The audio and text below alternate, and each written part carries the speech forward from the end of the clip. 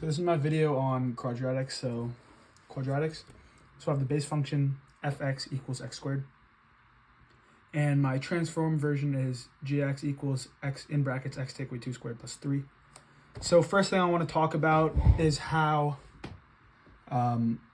x relates to fx and how y relates to all. So basically all of those like put together. So y equals fx. So that means the output y is the same as functions of input x.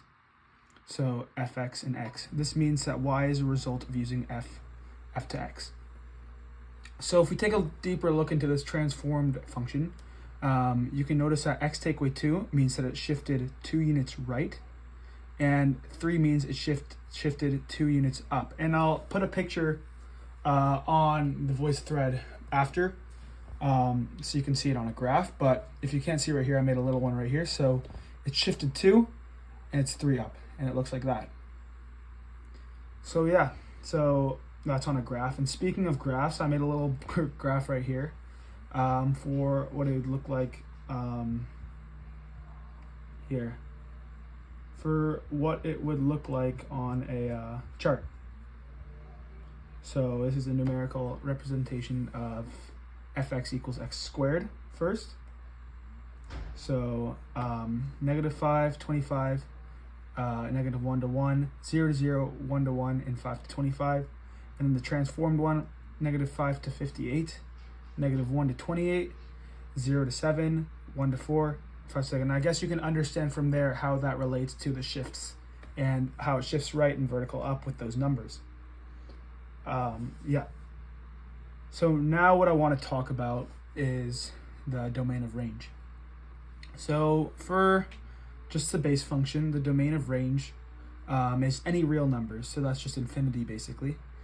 And then the range is y greater or equal to 0.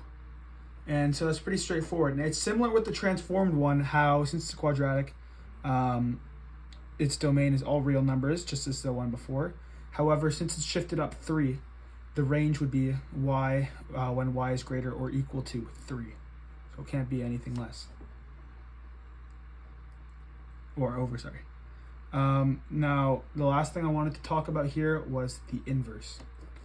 So we have our transform function here, y equals x take away 2 plus 3. And yeah, let's get right into this real quick. So first thing we're going to want to do is make that a y, obviously, and we're going to want to swap x and y.